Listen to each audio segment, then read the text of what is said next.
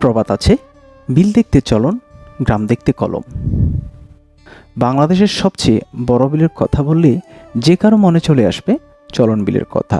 ছোটবেলায় বলতে শুনেছি এবং বইয়ের পাতায় পড়েছি চলন বিলের কথা, কিন্তু বাস্তবে দেখা হয়নি এই বিখ্যাত এবং বাংলাদেশের সবথেকে বড় বিল।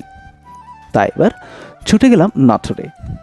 নাটোরের রানী ভবানী ও দীঘাপতিয়া রাজবাড়ি দেখে সোজা উত্তর দিকে যেতে থাকলাম নাটোরের নলডাঙ্গা থানার রাস্তা ধরে পাটুলের দিকে। আমি এখন অটোরিকশায় করে যাচ্ছি চলন বিলের রাস্তা দিয়ে। আমার ডানে এবং বামে যে জমি দেখতে পাচ্ছেন সবগুলো চলন বিলের সীমানায়।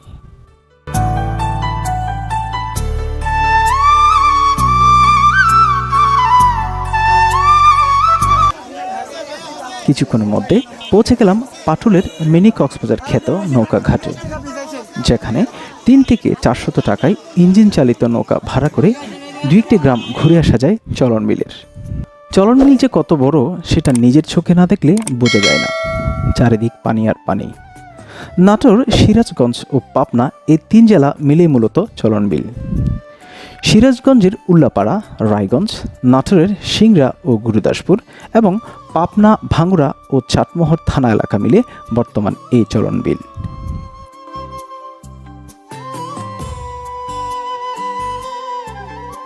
আসলে এই চলন বিল 23টি ছোট বড় বিলের সমন্বয়ে গঠিত। রাজশাহী বিভাগের 4 জেলা, 8টি উপজেলা, 7টি ইউনিয়ন, 1600 গ্রাম এবং ছোট বড় 47টি নদী নিয়ে বসতি করে চলেছে এই চলন বিল।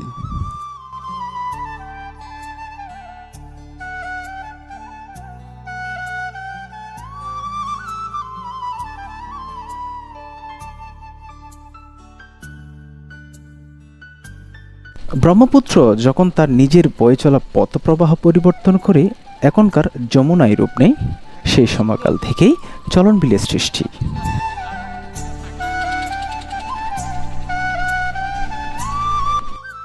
1968 খ্রিস্টাব্দের জরিপ অনুসারে চলন বিলের মোট আয়তন 800 বর্গমাইল বা 2072 কিলোমিটার।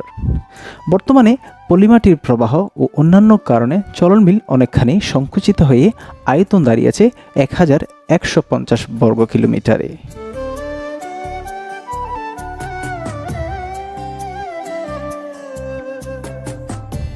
এই বৃহৎ বিলকে কেন চলন বিল নামে ডাকা হয় তার সঠিক উত্তর বলা আসলেই মুশকিল। তবে ইতিহাসবিদগণের ধারণা আজ থেকে 2000 বছর আগেও চলন বিলের নামের অস্তিত্ব ছিল না। তাদের ধারণা এই বিল বা অঞ্চল ছিল সমুদ্র গর্ভে। কালের পরিক্রমা ও বিবর্তনে সমুদ্র ক্রমশ দক্ষিণে সরে গেলেও হয়তো সমুদ্রের স্মৃতি হিসেবে রেখে গিয়েছিলেন এই বিলকে। চলন বিলের আসল রূপ দেখা যায় বর্ষা মৌসুমে। বর্ষাকালে এই বিল পানিতে কানায় কানায় পরিপূর্ণ থাকে। বহু গ্রাম হয়ে পড়ে সংযোগ বিচ্ছিন্ন। তখন ইঞ্জিন চালিত নৌকাই একমাত্র ভরসা।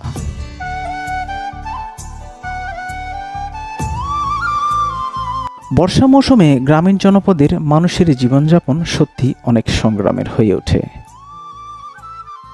রাস্তাঘাট ডুবে গিয়ে মিলেমিশে একাকার। বোঝার কোনো উপায় নেই যে এখানে ফসলে জমেছিল। রাস্তাঘাট, রেললাইনগুলো পানিতে তলিয়ে যায়। আর বর্ষা মৌসুমে ধুম পড়ে যায় মাছ ধরার জন্য।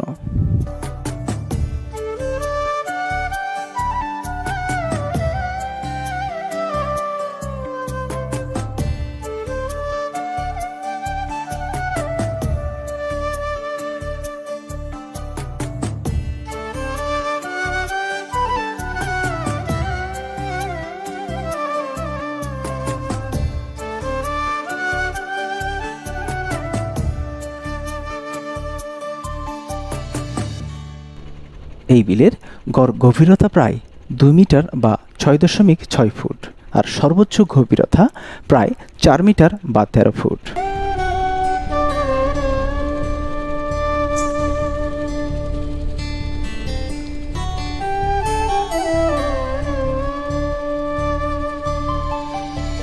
এই যে চারিদিকে অথই পানি দেখছেন, এটা আর কিছুদিন পরে অর্থাৎ শীত মৌসুম আসলেই এই চলন বিলের পানি শুকিয়ে যাবে। দেন এখানে বিভিন্ন ধরনের চাষ হবে। চলন বিলের অপার সৌন্দর্য উপভোগ করতে ভ্রমণ পিপাসুরা ছুটে আসছেন দেশের বিভিন্ন প্রান্ত থেকে।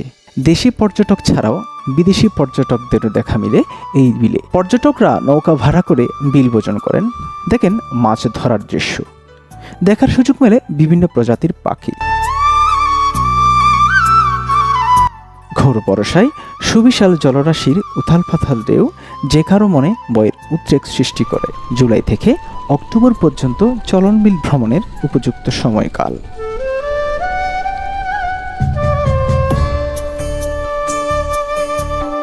ঋতুর পালা পরিবর্তনের সাথে সাথেই চলন বিলের এক এক সময় এক এক রূপ ফুটে ওঠে। শরৎকালে বিলের পানি শান্ত স্থির ও কমতে শুরু করে, তখন চাষ করা হয় ধানের। হেমন্তে পুরো বিল জুড়ে থাকে পাকা ধানের গন্ধে, মাতিয়ে তুলে চারদিক। শীতে শস্যের হলুদ আর সবুজের সংমিশ্রণে অপরূপ সৌন্দর্য উপহার দেয় এই চলন বিল। দর্শক, ভিডিওটি কেমন লাগলো অবশ্যই লাইক কমেন্ট করে জানাবেন, এবং চ্যানেলটি যদি সাবস্ক্রাইব করে না থাকেন তাহলে এক্ষুনি চ্যানেলটি সাবস্ক্রাইব করে রাখুন। পাশে থাকা বেল বাটনে ক্লিক করে রাখুন নতুন নতুন এ ধরনের ভিডিও নোটিফিকেশনের জন্য। দর্শক, আজ বিদায় নিচ্ছি নাটোরের চলন বিল থেকে।